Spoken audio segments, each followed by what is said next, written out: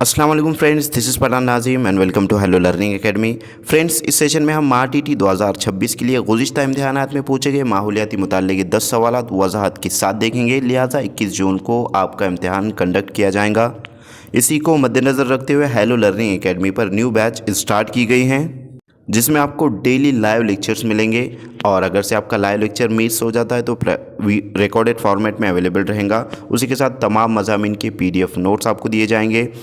5000 plus MCQs and PYQs practice के लिए आपको दिए जाएंगे। तो फ्रेंड्स, एक पेपर के लिए फ़ीस 999 हमने रखा है, और अगर आप दोनों पेपर ज्वाइन करते हो तो 1299 इसकी फ़ीस है।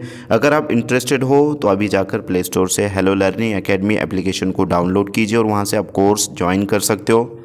अदरवाइज़ अगर से आपको कोई इंक्वायरी करनी हो तो नीचे दिए गए नंबर पर व्हाट्सअप या कॉन्टैक्ट कर सकते हो। तो फ्रेंड्स, वक्त को ज़ाया ना करते हो, चलते हम क्वेश्चन की तरफ। क्वेश्चन है, ज़िला परिषद के कामकाज से मुतालिक मुनासिब बयान ज़ाहिर करने वाला मुतबादिल कौन सा है? नंबर 1, ज़िला परिषद के मेंबरान की तादाद कम अज़ कम 60 होती है। नंबर 2, ज़िले के तमाम पंचायत समिति के सभापति ज़िला परिषद के नामज़द मेंबर होते हैं। नंबर 3, ज़िला परिषद के इंतखाबात के लिए उम्मीदवार की उम्र कम अज़ कम 25 साल होनी चाहिए। और नंबर 4, ज़िला परिषद का नायब सदर मुस्तकिल समिति का नामज़द सदर होता है। तो फ्रेंड्स, इस क्वेश्चन का राइट आंसर रहेगा ऑप्शन नंबर सेकेंड कि ज़िला परिषद के तमाम पंचायत समिति के सभापति ज़िला परिषद के ज़िले के तमाम पंचायत समिति के जो सभापति होते हैं ज़िला परिषद के नामज़द मेंबर होते हैं। Option number second correct answer रहेगा। नेक्स्ट क्वेश्चन है, भारत के दस्तूर के बुनियादी हुकूक झेल के मुतबादिल में से कौन सा है? यानी कि जो बुनियादी हुकूक दिए गए हैं, लिहाजा मंदरज झेल में से कौन सा बुनियादी हुकूक जो है तो करेक्ट रहेगा, यानी कि कौन सा मुतबादिल से मुराद ये जो 4 ऑप्शंस होते हैं फ्रेंड्स, इसको मुतबादिलात कहा जाता है। तो कौन सा मुतबादिल सही होगा, कौन सा मुतबादिल है? नंबर 1 है मालूमात का हक़, नंबर 2 है वोट देने का हक़, नंबर 3 है हुकूक के तहफ़्फ़ुज़ के लिए अदालत से रुजू होने की आज़ादी, और नंबर 4 है इंसानी हुकूक।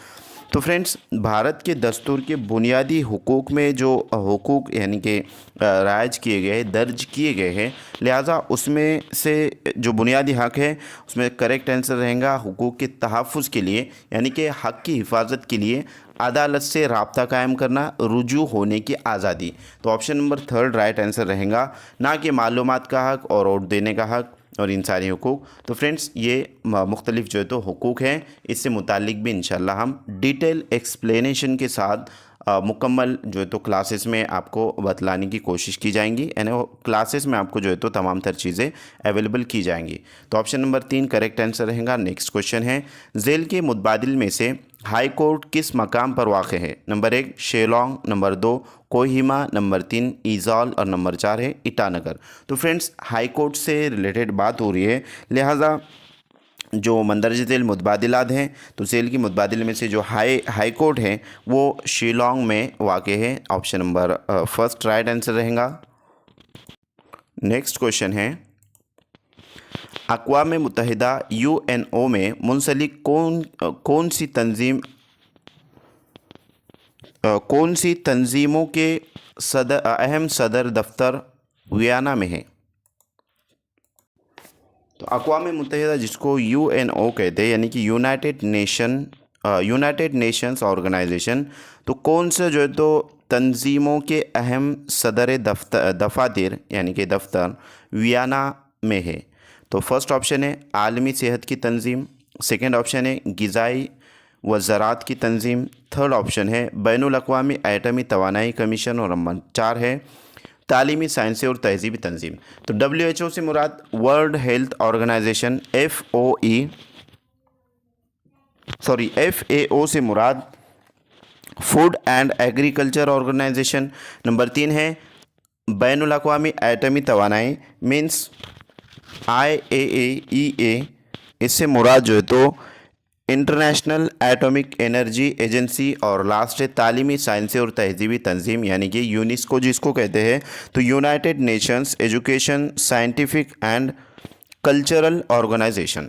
तो फ्रेंड्स, इस क्वेश्चन का करेक्ट आंसर रहेगा ऑप्शन नंबर 3 बैनुल अक़वामी एटमी तवानाई कमीशन।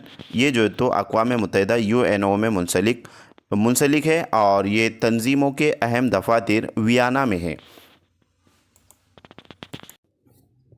तो फ्रेंड्स, जैसे कि आपको यहाँ पर नज़र आ रहा है, ये बैनुल अक़वामी इदारे हैं और उसके अहम जो दफातर है उससे रिलेटेड इन्फॉर्मेशन है। लिहाजा यहाँ पर अक़वाम मुत्तहिदा यानी कि यूनाइटेड नेशंस ऑर्गेनाइजेशन, ये वाशिंगटन में है। इसका जो अहम मकाम है जहाँ पर ये इसका जो दफ्तर है वो वाशिंगटन में है। उसके बाद है GATT यानी कि गैड जिसको कहते हैं, ये जेनेवा में है। उसके बाद बैनुल अक़वामी बैंक, वर्ल्ड बैंक जो है ये वाशिंगटन में है। IMF जो है तो ये भी वाशिंगटन में है। लिहाजा उसके बाद हैं बैनुल अक़वामी इदारे से, जैसे कि वर्ल्ड हेल्थ ऑर्गेनाइजेशन यानी कि WHO, ये भी जेनेवा में है। उसके बाद है यूनेस्को, जैसे कि हमने अभी देखा है तो वो पेरिस में है, उसका दफ्तर पेरिस के अंदर है। यूनिसेफ का जो दफ्तर है वो न्यूयॉर्क में है और कॉमनवेल्थ का जो दफ्तर है वो लंदन में है। उसके बाद है एशियन डेवलपमेंट बैंक ADB, इसका जो दफ्तर है फ्रेंड्स वो मनीला में है। उसके बाद है अरब लीग का अहम दफ्तर जो है लिहाजा वो काहिरा में है। और रेड क्रॉस सोसाइटी जो है उसका दफ्तर जेनेवा में है। सार्क, इसका जो दफ्तर है वो काठमांडू में है। उसके बाद है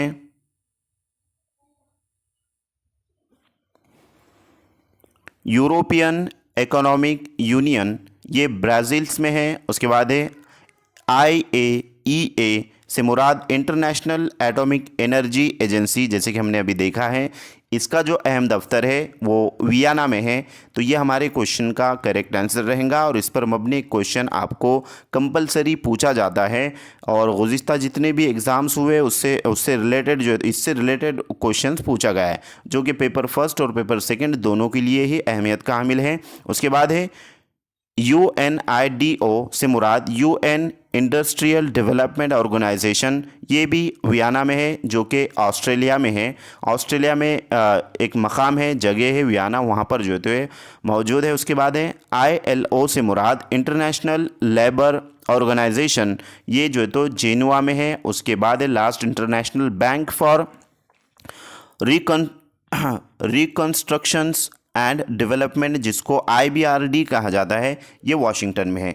तो कहाँ पर कौन सा सदर मकाम है, सदर दफ्तर है और उसका जो मकाम है यानी कि बैनुल अक़वामी इदारा है कौन सा है और कहाँ पर है। तो फ्रेंड्स, ये अगर से आपको अच्छे से परफेक्टली याद रहेगा तो इससे रिलेटेड कोई भी अगर क्वेश्चन आता है, चाहे पेपर फर्स्ट हो या सेकंड में हो, तो आपका वो रॉन्ग नहीं होगा। तो मैं उम्मीद करता हूँ कि आपको ये अच्छे से समझ में आ गया होगा। लिहाजा ये जो आपको चीज़ नज़र आ रही है, यानी कि ये जो PDF नज़र आ रही है, फ़ोटो नज़र आ रहा है, ये आपको टेलीग्राम चैनल पर भी अवेलेबल किया जाएगा और यूट्यूब पर भी जो है तो अवेलेबल किया जाएगा। लिहाजा वहाँ से जाकर के इसको देख सकते हो और इसको आप रीड कर सकते हो और लिख कर जो है तो अपने पास नोट्स बनाकर रख सकते हो। नेक्स्ट क्वेश्चन की तरफ बढ़ते, अगला सवाल है कि कपड़ों के ताल्लुक से नहीं आने वाला मुतबादिल कौन सा है। Number 1 Mysore silk, number 2 Lucknowi chikan, number 3 Himroo और नंबर 4 है कढ़ेल। तो फ्रेंड्स, कपड़ों के ताल्लुक से नहीं आने वाला मुतबादिल से मुराद जो है तो बतलाया जा रहा है। लिहाजा यहाँ पर मैसूर सिल्क ये भी एक कपड़े से मुतालिक है, लखनवी चिकन ये भी जो है तो कपड़े से मुतालिक है और कढ़ेल भी कपड़े से मुतालिक है। लिहाजा हिमरू जो है तो ये शाल से रिलेटेड है, हिमरू शालें होती है ना कि कपड़ा। तो ऑप्शन नंबर 3 राइट आंसर रहेगा। नेक्स्ट क्वेश्चन है कि साल भर में ज़मीन पर मुख्तलिफ मौसम होते हैं, उसकी मुनासिब वजह झेल में से कौन सी है। यानी कि इसकी जो मुनासिब वजह है फ्रेंड्स कि साल भर में जो 3 मौसम होते हैं, साल भर में ज़मीन पर मुख्तलिफ मौसम होते हैं, तो इसकी क्या वजूहात है, वजह क्या है इसकी। तो अलीफ है यहाँ पर ज़मीन का झुका हुआ महवर और बे है ज़मीन के मदार की रफ्तार। तो फ्रेंड्स, यहाँ पर ऑप्शन नंबर फर्स्ट है सिर्फ अलीफ, सेकेंड ऑप्शन है सिर्फ बे, ऑप्शन थर्ड है अलीफ और बे दोनों और नंबर 4 है अलीफ और बे दोनों नहीं। तो फ्रेंड्स, लिहाजा साल भर में ज़मीन पर मुख्तलिफ जो मौसम होते हैं तो वो ज़मीन का जो झुका हुआ महवर है और ज़मीन के मदार की जो रफ़्तार है तो उसके अकॉर्डिंग जो है तो मौसम चेंज होते हैं, मुख्तलिफ मौसम जो है तो ज़मीन पर होते हैं। ऑप्शन नंबर यहाँ पर थर्ड राइट आंसर रहेगा अलीफ और बे दोनों, कि ज़मीन जब अपने मदार पर गर्दिश करती है सूरज की गिर्द जब गर्दिश करती है फ्रेंड्स तो उसको मदारी गर्दिश कहते हैं, और जब खुद के गिर्द गर्दिश करती है तो उसको महवरी गर्दिश कहते हैं। जो महवरी गर्दिश होती है यानी कि ज़मीन का अपने खुद के गिर्द चक्कर लगाना, ज़मीन जब खुद के गिर्द चक्कर लगाती है तो उसको महवरी गर्दिश कहते हैं, जिसमें दिन और रात वजूद में आते हैं, और ज़मीन सूरज की गिर्द अपने जो है तो मदार पर खुद की गिर्द चक्कर लगाती है। सूरज की गिर्द जब चक्कर लगाती है फ्रेंड्स तो उसको 365 दिन या 366 दिन दरकार होते हैं। लिहाजा इसमें 3 मौसम बनते हैं और इसमें जो है तो एक साल मुकम्मल होता है। तो इस तरीके से ज़मीन के मदार की रफ्तार और ज़मीन का झुका हुआ महवर, इसके अकॉर्डिंग यानी कि इसकी वजह से साल भर में ज़मीन पर मुख्तलिफ मौसम होते हैं। नेक्स्ट क्वेश्चन की तरफ बढ़ते हैं। अगला सवाल है, पंजी, कारणवाल और जैसलमेर यानी क्या? नंबर 1 है मारवाड़ का जश्न, नंबर 2 है मेवाड़ का जश्न, नंबर 3 है जंग के मैदान का जश्न और नंबर 4 है मरुभूमि का जश्न। तो फ्रेंड्स इस क्वेश्चन का राइट आंसर रहेगा ऑप्शन नंबर लास्ट, मरुभूमि का जश्न। नेक्स्ट क्वेश्चन है, भारत के मगरिबी घाट की खुसूसियत के ताल्लुक से नामुनासिब मुतबादिल कौन सा है? नंबर 1 हयातियाती तनव जज्बाती शोबे का अहम हिस्सा है, नंबर 2 मलाडगिरी इसकी सबसे बुलंद चोटी है, नंबर 3 यूनेस्को की आलमी विरासती साइट में इसका शुमार किया जाता है, और नंबर 4 बहर अरब और खलीज बंगाल को मिलने वाली नदियों के पानी को तकसीम करता है। तो भारत के मगरिबी घाट की खुसूसियत से रिलेटेड बात हो रही है फ्रेंड्स। भारत के जो मगरिबी घाट है उसमें तकरीबन महाराष्ट्र के जो मगरिबी इलाका है वो मगरिबी घाट ही है, जिसको दक्कन का पट्टा जो तो कहा जाता है। लिहाजा इस क्वेश्चन का राइट आंसर रहेगा ऑप्शन नंबर 2 मलाडगिरी इसकी सबसे बुलंद चोटी है। तो यहाँ पर भारत की मगरिबी घाट की खुसूसियत के ताल्लुक से नामुनासिब मुतबादिल जो है तो कौन सा है, इस तरीके से बतलाना है। तो मलाडगिरी इसकी बुलंद चोटी है, ना कि जो है तो मलाडगिरी नहीं है बल्कि कलसूबाई की जो चोटी है वो जो है तो सबसे बुलंद चोटी यहाँ पर मगरिबी घाट की खुसूसियत में आता है। और हयाती तनव जज्बाती शोबे का अहम हिस्सा है, ये भी दुरुस्त रहेगा। यूनेस्को के आलमी विरासती साइट में इसका शुमार किया जाता है, ये भी करेक्ट है।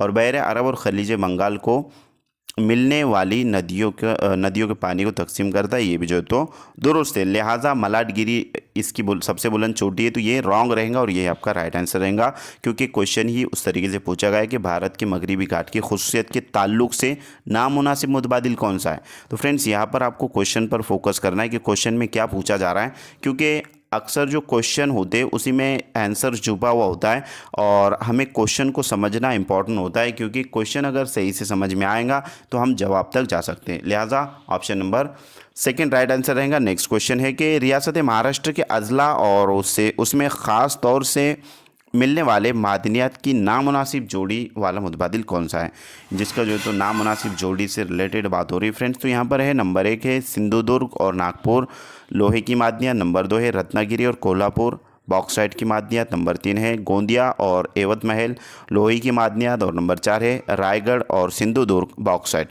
तो फ्रेंड्स इस क्वेश्चन का करेक्ट आंसर रहेगा ऑप्शन नंबर 3 कि गोंदिया और एवत महल लोहे की मादनियात। तो फ्रेंड्स इससे रिलेटेड भी जो है तो हम देखेंगे। फ्रेंड्स जैसे कि आपको यहाँ पर नज़र आ रहा है महाराष्ट्र में लोहे और मैगजीन्स की मादनियात से रिलेटेड जो है तो बतलाया गया है। तो यहाँ पर फ्रेंड्स हमारा जो पहला ऑप्शन था लिहाजा वो था सिंधुदुर्ग और नागपुर लोहे की मादनियात। तो यहाँ पर है सिंधुदुर्ग और यहाँ पर जो तो नागपुर है, लिहाजा ये लोहा और यहाँ पर मैगज़ीन है, तो इसलिए ये जो जोड़ी रहेंगी ये रॉन्ग रहेंगी, क्योंकि हमको नामुनासिब जोड़ी वाला मुतबादिल कौन सा इस तरीके से पूछा गया है। तो फ्रेंड्स यहाँ पर नामुनासिब गोंदिया और एवत महल बतलाया गया है, यानी कि लोहे की मादनियात। तो सबसे पहले हम वो देख लेंगे। तो यहाँ पर है एवत महल लोहा है और उसके बाद है गोंदिया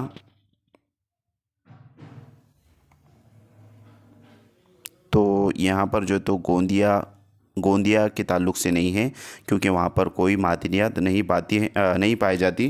खैर उसके बाद है रायगढ़ और सिंधुदुर्ग बॉक्साइट से रिलेटेड दिया गया है। तो सिंधुदुर्ग है लोहा और रायगढ़ भी जो है तो दिया गया है यहाँ पर।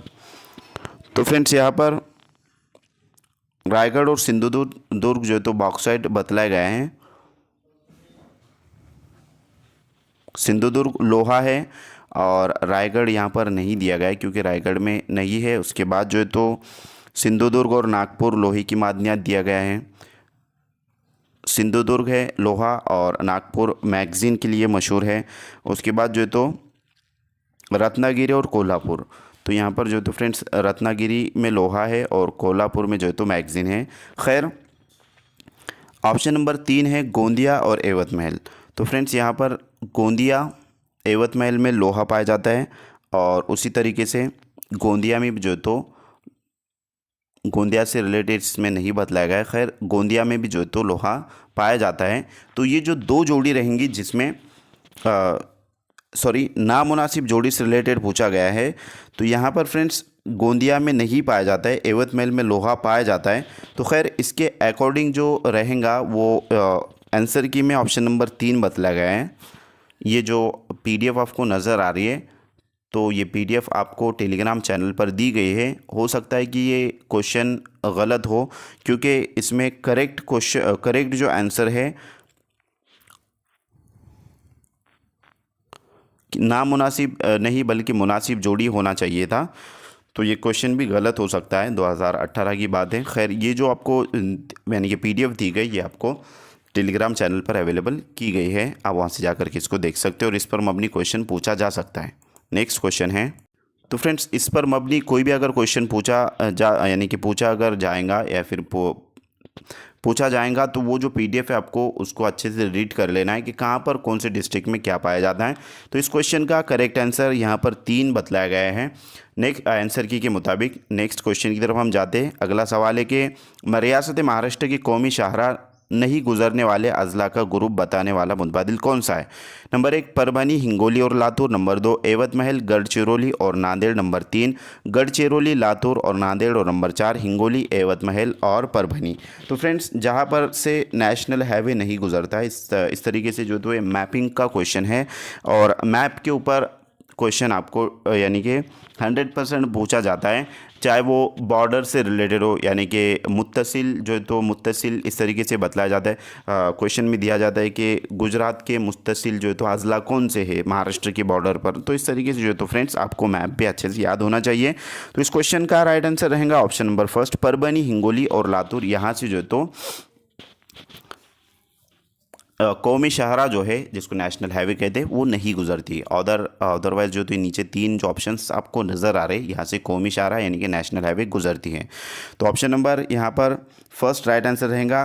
तो मैं उम्मीद करता हूँ कि आपको तमाम तर क्वेश्चन अच्छे से समझ में आ गए होंगे। और रही बात ये वाले क्वेश्चन की, तो फ्रेंड्स ये जो क्वेश्चन है इसके ऊपर अगर क्वेश्चन बनता है या पूछा जाता है, तो वो जो PDF है आपको डाउनलोड कर लेना है, उसको अच्छे से रीड कर लेना है, क्योंकि ये हो सकता है उस वक्त को नामुनासिब नहीं बल्कि मुनासिब जोड़ी होना चाहिए था, क्योंकि कोई भी जोड़ी यहाँ पर मैच नहीं हो रही है।